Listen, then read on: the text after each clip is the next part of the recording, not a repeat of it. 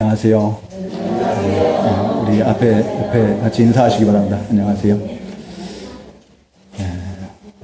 오늘 함께 나눌 말씀 제목은 성도가 드릴 찬미의 제사입니다. 15절에 보면은 그러므로 그분을 통하여 항상 하나님께 찬양의 제물을 드리자. 이것은 그분의 이름을 고백하는 입술의 열매이다. 라고 했는데 우리 옛날 개혁 성경에는 찬미의 제사를 드리자 그랬어요. 찬미의 제사를 드리자. 그래서 성도가 드릴 찬미의 제사라는 제목으로 우리가 함께 증거받고 은혜 나누도록 하겠습니다. 성경에는 그 예배에 대한 교훈이 많이 증거되고 있지요. 우리 주님께서는 요한복음 4장 23절, 24절에서 참으로 예배하는 자들을 차리신다라고 말씀을 하십니다. 그러면서 우리에게 어떻게 예배하라고 그래요? 신령과 진정으로 예배하라고 해요. 신령과 진정으로 예배하라고 말씀하시고 또 로마서 12장 1절에 보면은 너희 몸을 하나님께서 기뻐하시는 거룩한 산제사로 드려라. 그죠?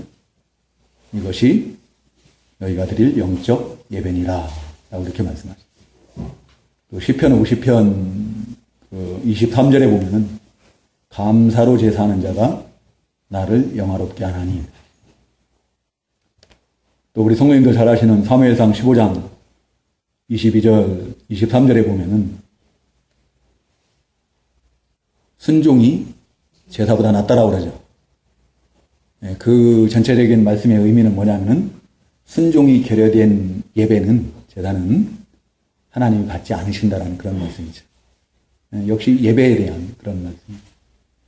이제 오늘 이 본문에서는 하나님께서 우리에게 찬미의 제사를 드릴 것을 교훈을 하고 계시는데요. 우리가 오늘 이 본문을 통해서 찬미의 제사가 무엇인지 함께 증거받고 함께 은혜를 나누도록 하겠습니다.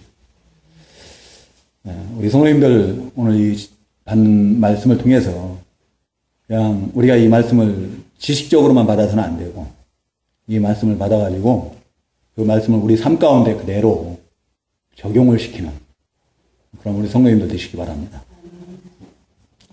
그러면 우리 성도님들 삶 전체가 아마도 우리 하나님께서 기뻐 받으시는 찬미의 제사가 될 줄로 믿습니다. 자, 먼저 성도가 드릴 구원받은 성도가 드릴 이 찬미의 제사는 첫 번째는 구원받은 성도가 영적 감동으로 부르는 찬양입니다. 라고 이렇게 했는데요. 오늘 이 본문에 보면은 그러므로 그분을 통하여 항상 하나님께 찬양의 제물을 드리자. 그분이 누구예요? 예? 예수 그리스도로 말미암아 예수 그리스도를 통해서 찬미의 제사를 드리자라는 그 바로 위에 보면은 예수 그리스도에 대해서 증거하고 있거든요. 예수 그리스도로 말미암아서 우리가 우리 하나님께 찬미의 제사를 드리는 것이 가능하다. 여러분들 구약의 성도들은 제사 드리러 나갈 때 어떻게 나갔어요? 대부분이 희생 제물을 가지고 나가서 피제사를 드렸죠. 피제사를 드렸어요. 그렇지만 예수 그리스도 이후에 우리 신약의 성도들은 이제 그런 피제사를 드리는 게 아니에요. 피제사를 드리는 것이 아니고 우리 주님께서 그 구약의 성도들이 드렸던 그 피제사를 상징하는 십자가의 대속의 피를 다 흘려주셨거든요. 그 피로 우리의 죄를 다 구속하셨어요. 다 용서하셨어요. 다 씻어주셨어요. 그래서 우리는 우리 예수님의 십자가 구속의 은혜를 믿고 그 보혈 공로 의지하고 주님 앞에 나가서 감사의 찬송으로 하나님 앞에 예배를 하는 거예요.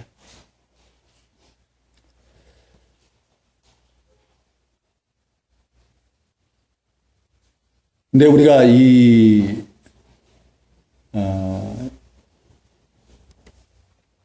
그러한 찬송을 드릴 때 찬송을 어떻게 드려야 할 것인가? 우리 성도님들은 찬송을 어떻게 드립니까? 그 답은 고린도전서 14장 15절에 보면은 바울 사도는 나는 영으로 기도하고 마음으로 기도하고 또 영으로 찬미하고 마음으로 찬미한다. 중생한 영으로 영적 감동으로 찬양을 하는 거예요. 그 마음을 다해서 온 마음을 다 기울여서 찬양을 하는 겁니다. 정말로 우리 주님의 그 구속의 은혜가 너무 감사해서 하나님께서 우리 주 예수 그리스도를 통해서 우리에게 베풀어 주신 그 구원의 은혜가 그 사랑이 너무도 감사해서 그 은혜를 생각하면서 우리가 하나님께 감사의 찬송, 감사의 찬양을 드리는 거예요. 기쁜 마음으로 즐거운 마음으로 감사한 마음으로 우리가 찬양을 할 때 그 찬양이 곧 우리 하나님께 찬미의 제사가 되는 줄 믿습니다. 어떤 그러한 구원의 은혜에 대한 그 감사, 구속의 은혜에 대한 그 깨달음, 믿음 이런 거 없이 아무리 성악가가 테이프를 내기 위해서 팔아먹기 위해서 꾀꼬리 같은 목소리로 찬양을 한다고 한들 그 노래는 하나님이 기뻐 받으시는 찬미의 제사가 될 수가 없어요. 예수 그리스도로 말미암는 그 구속의 은혜를 믿는 믿음이 있어야 돼요. 그 믿음으로 그 은혜에 감사해서 그 중생한 영으로 영적 감동으로 부를 때 그 노래가 무슨 노래가 되는 거예요? 새 노래가 되는 거예요. 새 노래. 우리 성도님들 요한계시록 14장에 보면은 14만 4천 명이 부르는 새 노래가 있죠. 그 새 노래는 누구만 불러요? 오직 그 14만 4천 명 구원받은 성도들밖에 못 부르는 거예요. 오늘날 우리들도 마찬가지예요. 오늘날 우리들도 이 찬송이라는 것은 아무나 부르는 게 아니거든요. 노래 잘한다고 해서 부르는 거 아니고 예수 믿지 않는 사람들은 찬송 부를 줄도 모르고 또 어떻게 해요? 찬송 부르면 오히려 어떻게 해요? 시끄럽다고 하죠. 시끄럽다고 하고 안 좋아하고 그래요. 오직 예수 믿고 구원받은 성도들만이 이 찬미의 제사를 드릴 수가 있는 거예요. 찬양을 할 수가 있는 거예요. 영적 감동으로 찬송을 할 수. 그래서 우리가 영적 감동으로 마음을 다해서 부르는 그 찬양은 내가 하나님 백성된 표예요. 내가 예수 믿고 구원받은 증거예요. 증표예요. 여러분들 찬송을 아까 불신자들은 예수 믿지 않는 사람들은 안 좋아한다고 그랬죠. 예수 믿지 않는 사람들하고 차 타고 다니면서 한번 찬송 테이프 틀어놔 보세요. 그럼 좋아하나 안 좋아하나. 우리 둘째 형님이 좀 일찍 돌아가셔가지고 그 장례식에 오가는 동안에 목사님이 그 차 안에서 계속 찬송 테이프를 틀어놨거든요. 찬송 테이프를 틀어놨는데 믿지 않는 우리 작은 아버님이 또 종조 할아버지가 찬송 테이프 틀어놨다고 얼마나 쭝얼쭝얼거리면서 저기 하는지 그러든 말든 그냥 목사님은 그냥 앞에 앉아가지고 듣고 가시는 거예요. 불신자들은 찬송이 듣기 싫은 거예요. 거슬려요. 믿는 자들만이, 구원받은 자들만이 찬송이 내게 감동이 되고 은혜가 되고 위로가 되고 힘이 되고 기쁨이 되고 그러는 거예요. 믿지 않는 자들은, 구원받지 못한 자들은 그 찬송을 그냥 단순한 노래로 생각을 하고, 근데 이 찬송을 제일 싫어하는 게 누군가 하면은 마귀예요, 마귀. 마귀의 세력들이다. 우리 성도님들, 구원받은 성도들은요, 예수 믿는 성도들은 어렵고 힘들 때마다 이 찬양을 하시기 바랍니다. 찬양을 힘써 부르세요. 찬양을 들을 뿐만 아니라 찬양을 하세요. 찬양을 하면은 그 찬양이 내게는 큰 위로가 되고 힘이 되고 기쁨이 되고 나에게 평안을 갖다 주고 그래요. 근데 내가 그러한 찬양을 부를 때 그때 놀라서 달아나는 게 있는데 뭔가 하면은 마귀의 세력들이에요. 악한 영, 더러운 영들이 놀라서 다 도망간다라는 거예요. 여러분들 하나님의 그 구원의 은혜에 감사해서 부르는 이 보혈 찬송 같은 걸 막 부르잖아요. 그러면 악한 영은 놀라갖고 도망가는 거예요. 능력이 있는 거예요. 찬송의 능력이 있어요. 여러분들 그리고 제 경험으로는 그래요. 복음 찬송도 좋아요. 복음 찬송도 좋은 찬송들이 많이 있고 그런데요. 근데 신기하게요. 마귀에게 붙들린 사람들이 복음 찬송을 좋아해요. 마귀에게 붙들린 사람들은요, 복음 찬송은 들어요. 근데 우리가 이 찬송가에 나오는 찬송을 부르려고 하면 그 사람들은 안 들어요. 이거 부르려고 하면은 즐겁을 하고 도망가려고 하고, 입도 뻥끗 안 하고 도망가려고 해요. 여러분들 이 복음 찬송이 우리 성도님들의 마음 문을 열어주는 데 있어서 좀 도움이 되긴 해요. 예배 시작 전에. 근데 복음 찬송보다 더 좋은 것은 뭐냐면은 찬송이죠. 찬송. 예?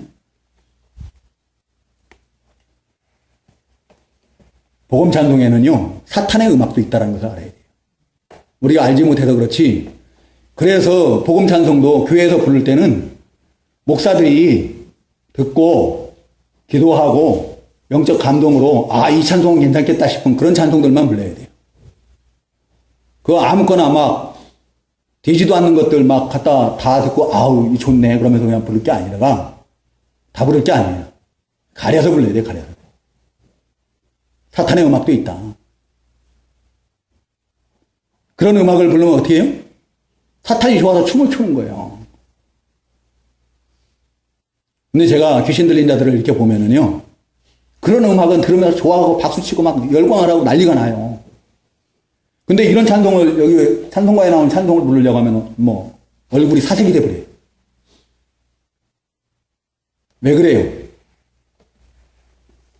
여기에 나오는 찬송들은 다 우리 주님의 보혈의 은혜를, 구속의 은혜를 노래하는 것들이에요. 우리 하나님의 크신 사랑들, 구원의 은혜를 노래하는 찬송들이에요. 능력의 찬송이에요. 그래서 그 귀신 들린 자들이 이런 찬송을 싫어해요. 저는 우리 형님이 귀신 들렸을 때 그걸 봤어요. 찬송을 할 때 얼굴이 사색이 되고 도망가려고 하고 그런 걸 봤던 거예요. 자, 우리가 그래서 이 찬송을 복음 찬송보다는 되도록이면 찬송을 부르려고 해야 돼요. 또 복음 찬송 중에도 좋은 찬송들이 있어요. 나중에 아마 찬송가로 편입될 만한 우리 찬송가 620장이 원래는 복음 찬송이었죠. 그런 찬송가들이 있단 말이에요. 그런 찬송가들이 있는데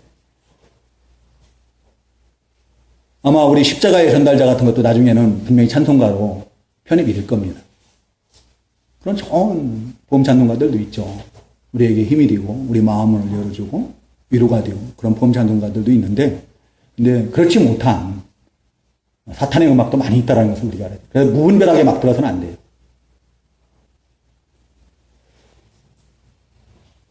우리가 찬송을 힘써 부르고 그 찬송을 통해서 내가 위로받고 내가 기쁨을 얻고 그럴 때 악한 영의 역사는 내게서 떠나가지만 나에게는 큰 위로와 힘이 된다.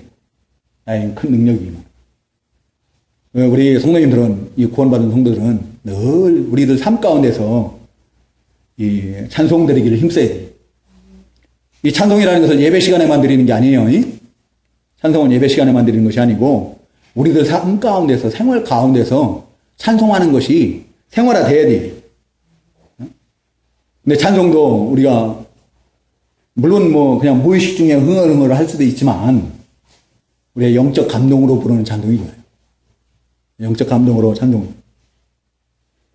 영적 감동으로 찬송을 즐겨 부르는 사람들은 어떤 사람들인가 하면은 성령이 충만한 사람들이에요.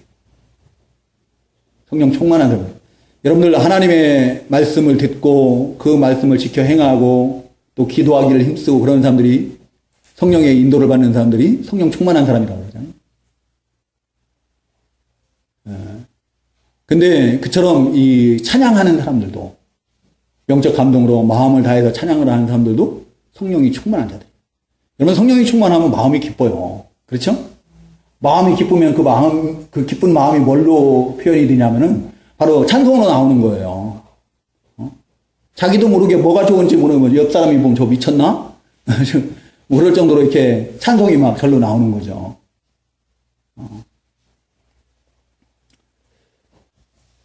혼자 있으면서 뭐가 저렇게 좋아가지고 이렇게 찬송을 하고 있나. 네, 그런 찬송을 우리가 불러요. 제가 이 경험한 찬송은 혼자 고요한 가운데 나 혼자 있을 때 부르는 찬송이 참 큰 은혜가 되고 그 노랫말 하나하나가 나에게 큰 감동이 되고 힘이 되고 위로가 되고 그러더란 말이에요. 우리 성도님도 혼자 있을 때 한번 찬송을 불러보세요. 고요한 가운데 그 노랫말 한마디 한마디를 잘 묵상을 하면서 음미해 가면서 마음을 다해서 영적 감동으로 찬송을 하면요. 그 나에게 주는 그 하나님이 주시는 그 위로와 기쁨과 평안 이런 것들이 말할 수 없는 그 감동들이 막 임해요. 그 구원의 은혜, 구속의 은혜 막 이런 게 너무 감사하고 기쁘고 그래서 그 감사의 눈물이 주체할 수 없는 그런 눈물들이 막 흘러내리고 그래요. 이 자리에 계신 우리 성도님들도 그런 경험이 다 있을 줄로 믿습니다. 제가 찬송을 하면서 운전을 할 때도 있거든요.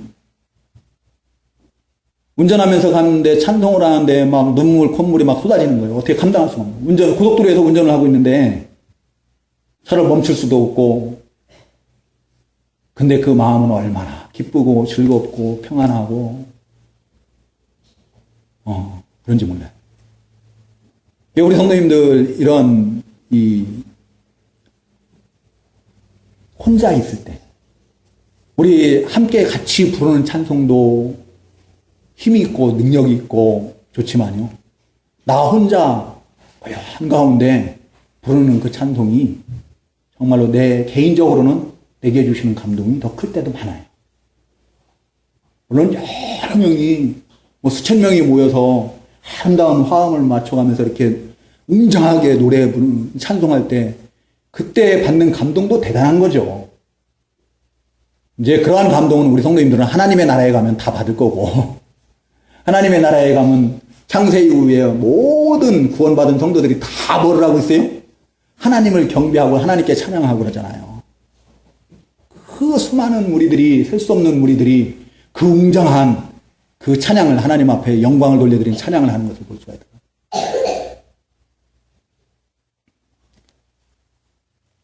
여러분들 우리가 이렇게 하나님의 나라에 가면은 이제 하나님의 나라에 요한계시록 우리 성도님들이 다 증거를 받았으니까 알잖아요. 요한계시록에 보면은 천국에 간 하나님의 백성들이 주로 하는 일이 뭐예요? 하나님 앞에 경배하는 거, 하나님께 우리 주님께 영광 돌려드리는 거예요. 찬양으로 하나님 앞에 예배함으로 경배함으로 하나님께 영광 돌려드리는 생활이거든요. 근데 오늘날 우리가 이 땅에 살면서도 우리 주님께 감사로, 기쁨으로, 즐거움으로, 영적 감동으로 마음을 다해서 찬양을 할 수 있는 것은 내가 구원받은 증거예요. 내가 구원받은 증거고 내가 하나님의 백성된 표다. 내가 비록 이 세상에 살지만 내가 이미 하나님의 나라로 옮기움을 받은 자이기 때문에 하나님의 나라로 옮기움을 받았고 하나님의 나라 백성으로서의 삶을 지금 살고 있는 거예요.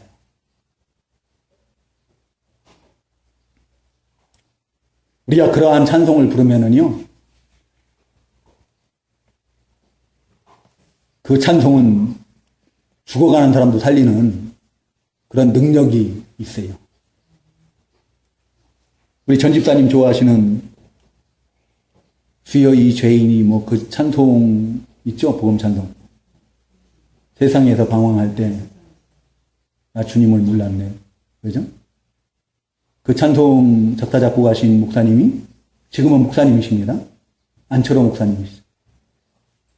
근데 제가 주일학교 다닐 때 부흥회에서 들은 말로는 그 목사님이 원래는 산에 가서 자살을 하려고 했다고 그래요. 목매달아서 나무에 목매달아가지고 자살을 하려고 하다가 자살하려고 갔는데 어디선가 천국 음악 소리가 들리는 거예요. 너무 아름다운 소리가 아름다운 노래 소리가 들리는 거예요. 너무 그 노래 소리가 아름다워서 그 노래 소리를 따라서 가다 보니까 간 곳이 교회예요. 교회에서 누가 찬송을 부르고 있는데 그 찬송 소리가 그렇게 아름답더라고요. 그래서 그분이 자살하려고 하다가 결국엔 예수님을 믿고 그분이 쓴 찬송이 바로 주여 이 죄인이 그 찬송을 썼더라는 거예요. 제 주일학교 때 아마 부흥강사로 오신 목사님이 그런 말씀 해주셨던 걸로 저는 기억을 하고 있습니다. 죽어가는 자를 살릴 수 있는, 죽은 영혼을 살릴 수 있는 것이 바로 우리가 영적 감동으로 부르는 천국 음악 소리, 이 찬송이에요, 찬송. 우리가 영적 감동으로 마음을 다해서 구원의 은혜에 감사해서 부르는 찬송은 천국 음악이 되는 거예요, 천국. 아유, 목사님 그런 말씀 하지 마셔요. 저는 음치라서, 저는 박치라서 나는 그렇게 못해요. 박치, 음치로 따지면 저만한 사람도 없어요. 근데요, 하면 늘어요, 하면. 찬송을 계속 즐겨서 해보세요. 그러면 그 찬송이 는다니까요. 근데 느는 게 한계가 있어요. 젊어서 얘기해요, 젊어서. 나이 들면 안 돼. 나는 왜 이병규 목사님이 이렇게 찬송을 못 하시나. 우리 스승 목사님들, 연세 드시는 목사님들, 고성남 목사님도 찬송을 잘 못 하시고. 조용기 목사님도 들어보니까 조용기 목사님도 요즘 완전히 찬송이 엉망이에요.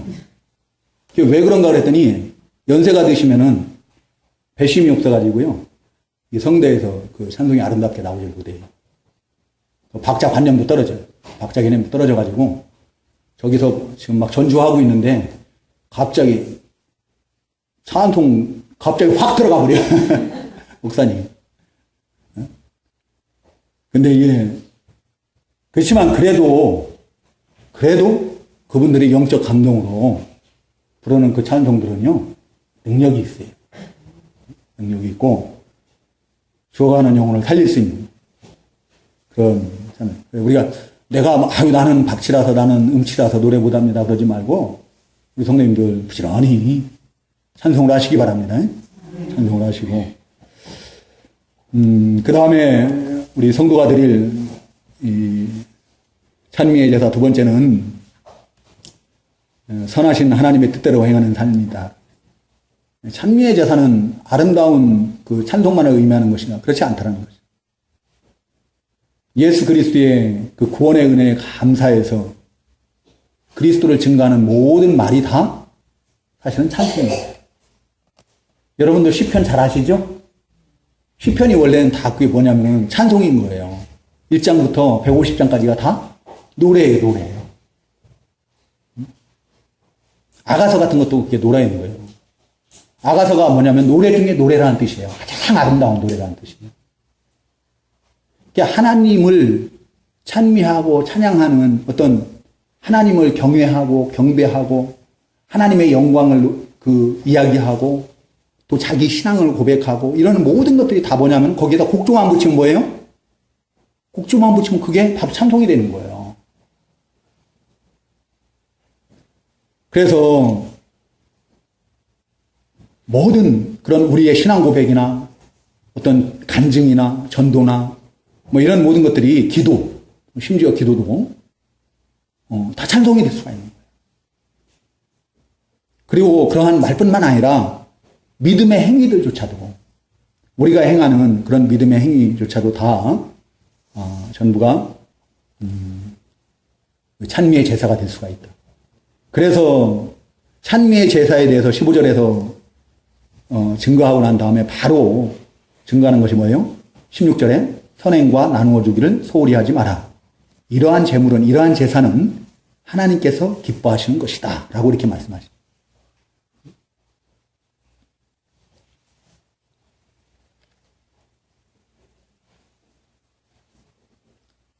우리가 오늘날 성도들이 이렇게 함께 모여가지고 교회에 모여서 예배하는 것만 예배로 생각하기가 참 쉽죠. 그렇게 생각하는 성도님들이 많이 계실 것 같아요. 근데 로마서 12장 1절 아까 제가 읽었었죠? 뭐라고 하나님께서 말씀하셔요? 너희 몸을 하나님이 기뻐하시는 거룩한 산 제사로 드리라. 이것이 너희가 드릴 영적 예배니라 라고 말씀하셨거든요. 그 말씀은 우리 몸을 갖다가 구약의 어떤 짐승을 잡아서 드리는 것처럼 그렇게 제물로 드리라는 얘기가 아니라 우리 몸을 온전히 우리 삶 전체를 하나님이 기뻐하시는 산 제사와 같은 그 예배와 같은 그런 삶으로 살라는 얘기예요. 그러니까 우리의 삶이 예배와 같은 그런 삶이 거룩한 삶이 돼야 된다는 거예요. 이 세상과는 구별돼요. 그리고 우리가 드린 이 예배에 이 예배가 우리들 삶 가운데 그대로 적용이 돼야 된다는 거예요. 적용. 그런 의미예요. 그런 의미에서 보면은 바로 우리가 찬미의 제사를 성도가 드릴 찬미의 제사 두 번째는 선을 행하는 것. 선하신 하나님의 뜻대로 행하는 삶이 곧 찬미의 제사다라고 이렇게 말씀을 드렸습니다. 여러분들 이 선을 행함에 있어서 이 선이 무엇이냐? 말 그대로 착한 거예요. 착한 거. 착할 선자 우리 성도님들 아시죠? 응? 현선이가 이름이 선자가 들어가가지고 그 선자가 착할 선자예요? 그래서 그렇게 내가 안다고 막 이러는 거.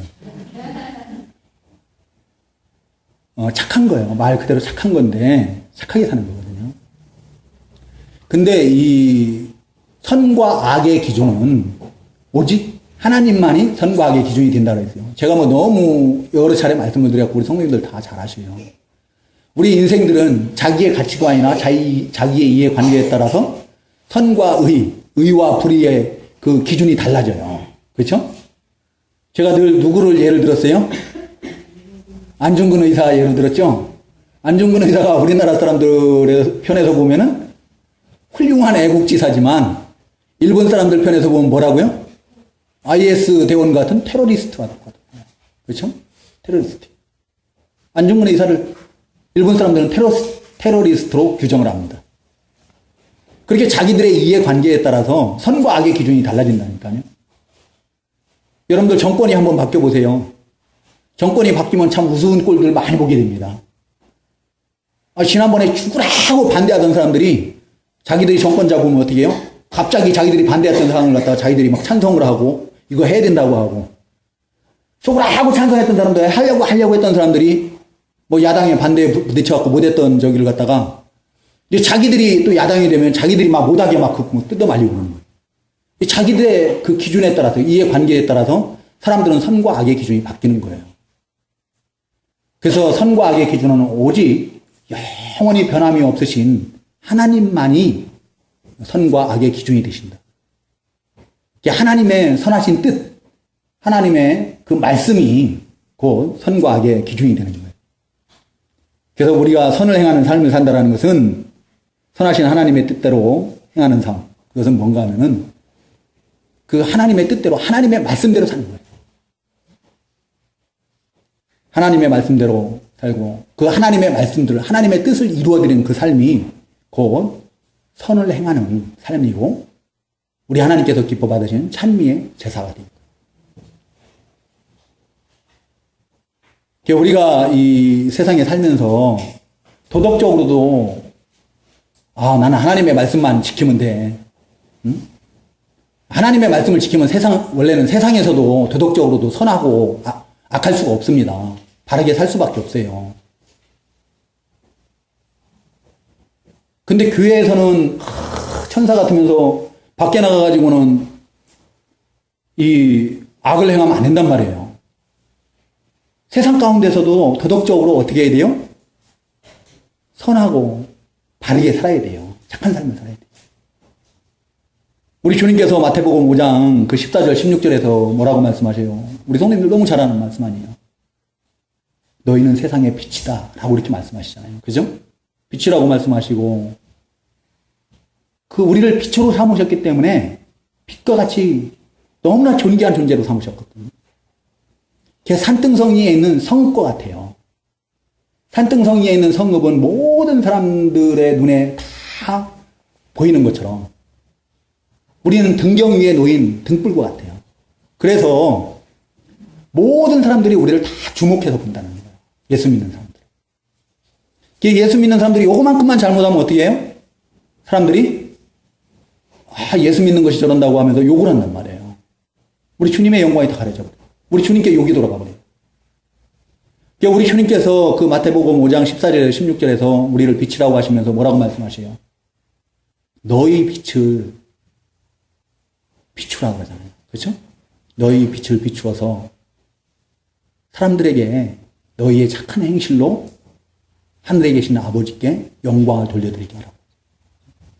우리가 착하게 살아야 되는 거예요. 이 세상 가운데서도 빛된 삶을 살아야 돼요. 선한 삶을 살아야 됩니다. 여러분들 에베소서 그 2장 1절부터 10절에 보면은 우리가 죄와 허물로 죽었던 자들 아니에요. 그렇죠?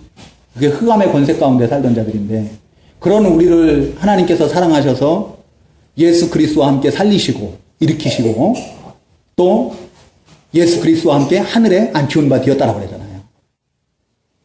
우리를 새로운 피조물로 지으셨어요. 그 새로운 피조물로 지으신 이유가 2장 10절에 보면 뭐라고 증거하고 있는 거면 그리스도 예수 안에서 선한 일을 위해서 우리를 지었다라고 해요. 선한 일을 위해서. 곧 하나님의 그 선하신 뜻을 이루어드리는 자들이 되게 하기 위해서 우리를 지으셨다는 얘기예요. 디도서 2장 14절에도 보면은 우리 주님께서 우리를 위해서 자기 목숨을 내어주신 이유가 증거되고 있어요. 우리 주님께서 우리를 위해서 자기 목숨을 내어주심으로 우리가 모든 불법에서 구속함을 받고 또 깨끗하게 되어가지고 선한 일에 열심하는 친백성이 되게 하기 위해서 우리 주님께서 우리를 위해서 자기 목숨을 내어주셨다는 거예요. 우리 주님의 그 십자가에서 자기 목숨을 내어주신 거 헛되지 않게 하기 위해서는 우리가 선한 일에 힘쓰는 자리 돼야 돼요. 그 선한 일이 뭐예요? 선한 일은 하나님의 말씀, 하나님의 뜻이에요. 하나님의 말씀대로 하나님의 뜻대로 순종하고 그 뜻대로 살아드리는 거예요. 그 뜻을 이루어드리는 거예요. 여러분들 디모데후서 3장 16절에 17절에 보면은 모든 성경은 하나님의 감동으로 된 것이니 뭐라고 그래요? 그러고 난 다음에 교훈과 책망과 바르게 함과 의로 교육하게 유익하니 이는 우리를 하나님의 사람으로 온전케 하고 또 선한 일을 하기 위해 온전케 하려 함이니라. 선한 일. 하나님께서 우리에게 이 성경을 하나님의 말씀을 하나님의 뜻이 담긴 하나님의 말씀을 주신 이유가 뭐예요? 우리로 하여금 하나님의 사람으로 온전케 되고 또 선한 일을 하기 위해 온전케 하기 위함이다. 우리 성도님들 이 말씀을 아멘으로 받으셨으면 좋겠어요. 하나님의 말씀을 그대로 믿고 그대로 순종하고 그 말씀을 이루어드릴 힘쓰는 선한 일에 열심하는 하나님의 백성들. 그래서 늘 삶 가운데서 찬미의 제사로 하나님께 영광 돌려드리는 우리 성도님들 다 되시기를 우리 주님의 이름으로 축원합니다. 세 번째는 서로 나누어 주기를 힘쓰는 삶. 성도가 드릴 찬미의 제사 세 번째는 서로 나누어 주기를 힘쓰는 삶입니다. 자, 구약시대 하나님의 백성들은, 그 법적으로 아주 제도화가 돼 있었어요, 구제가. 그 이웃을 돕는 것이 법적으로 제도화가 돼 있었다.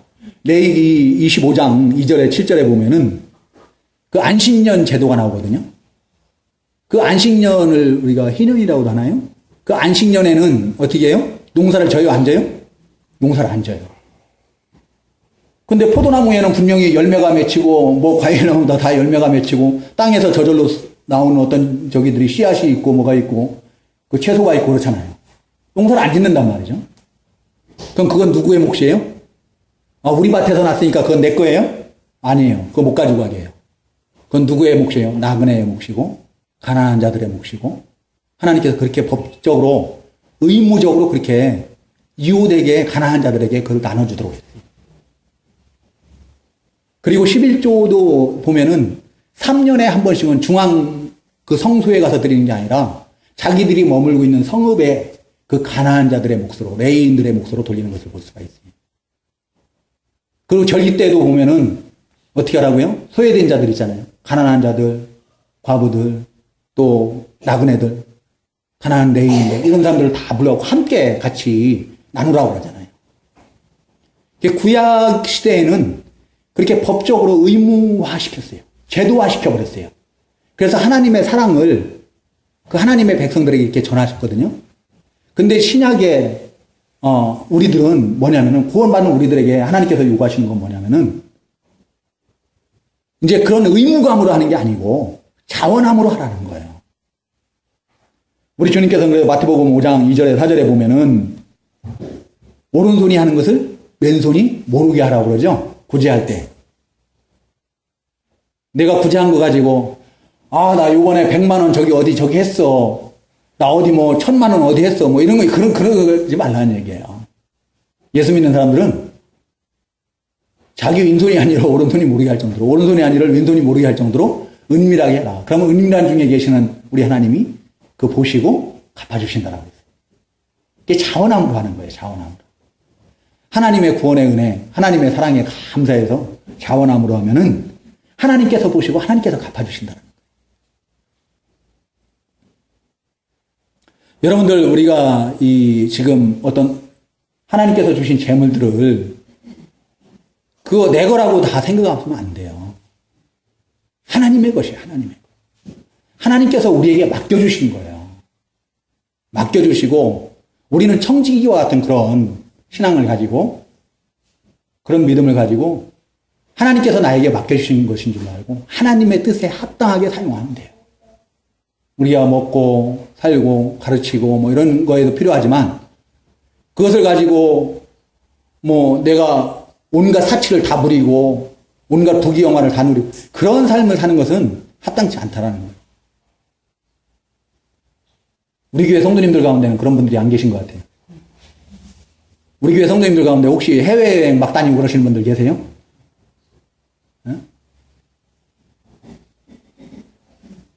저는 해외여행 가는 거 진짜 못마땅해요. 우리나라 경제가 이렇게 어려우면은 지금 해외여행 갈 때가 아니라 국내에서 좀 소비를 했으면 좋겠어요. 국내에서. 그 돈을 국내에서 좀 사용했으면 좋겠어요. 물론 경제가 넉넉하고 나라 경제가 좋고 그럴 때는 우리도 나가서 어떤 견문을 넓히고 그런 것도 중요하죠. 그런 것도 중요하지만 나라가 이렇게 어려운데, 나라 경제가 이렇게 어려운데 그 구태여 그 해외까지 나가가지고 돈 그렇게 쓰고 막 들어오고 그럴 필요가 있어요. 좀 국내에서 좀 쓰고 그러면 좋겠는데.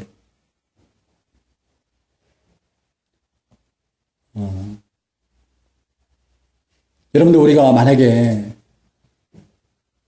하나님께서 주신 것을 가지고 나의 어떤 부귀영화, 어떤 사치, 탐욕, 이런 것들을 위해서 다 사용을 한다고 하면은 우리가 장차 이제 하나님의 나라에 가야 되잖아요. 우리 주님 앞에 서야 되잖아요. 그때 우리 주님 앞에 섰을 때 나의 창고는 보화가 하나도 없고 빈 창고가 되어버리는 거예요. 빈 창고가.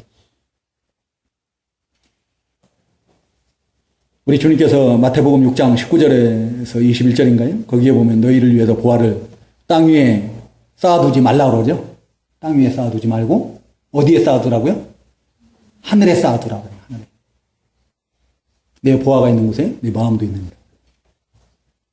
하늘에 어떻게 하면 우리가 보화를 쌓을 수 있는가? 그 마태복음 19장 16절에서 21절에 보면은 그 영생을 얻기 위해서 우리 주님께 나온 그 부자 청년이 있었죠. 근데 그 부자 청년에게 우리 주님께서 뭐라고 말씀하셔요? 내 모든 소유를 팔아서 가난한 자들에게 나눠주면은 하늘에 너에게 보화가 있을 것이다. 이게 구제예요. 나눠주는 거예요. 서로 나눠주는. 근데 그러한 일들이 우리가 늘 증거받는 마태복음 25장에 보면 우리 주님께서 뭐라고 그래요? 내 이름으로 지극히 작은 소자 하나에게 한 모든 것이 다 누구에게 한 거라고요? 우리 주님께 한 것이라는 거예요. 나를 위해서 네가 나에게 먹을 것도 줬고, 내가 목마를 때 마실 것을 주었고, 내가 옥에 갇혔을 때 네가 찾아와서 돌아보았고, 내가 헐벗을 때 입을 것을 주었고, 내가 굶주릴 때 먹을 것을 주었고, 나는 주님께 해드린 것이 없는데 내가 언제 주님께 그렇게 해드렸습니까? 그러니까 뭐라고 말씀하세요? 이 지극히 작은 소자 하나에게 내 이름으로 이 형제들에게 한 것이 곧 누구에게 한 거라고요? 우리 주님께 한 것이더라. 그러면서 창세로부터 하나님께 복받을 자들이 나와 예비된 하나님의 나라를 상속받으라고 하죠.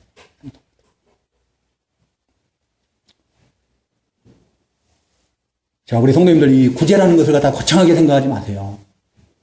구제라는 것은 꼭 내가 무슨 가진 것이 많아야 하는 것은 아니에요. 여러분들 지금 네팔에 지진이 났죠? 마다가스카르? 난 이 발음도 제대로 안 되네. 용호, 졸지 말고 여기 봐봐. 네? 이 중요한 시간에 왜 졸고 있어요? 마다가스카르라는 그런 섬나라가 있어요. 우리 학생들은 잘 알죠? 근데 그 섬나라가요, 3개월 동안 폭우가 쏟아졌어요.